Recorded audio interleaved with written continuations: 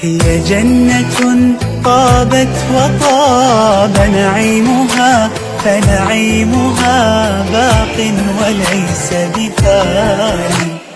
دار السلام وجنة المأوى ومنزل ثلة الإيمان والقرآن. فيها الذي والله لا عين رأت كلا ولا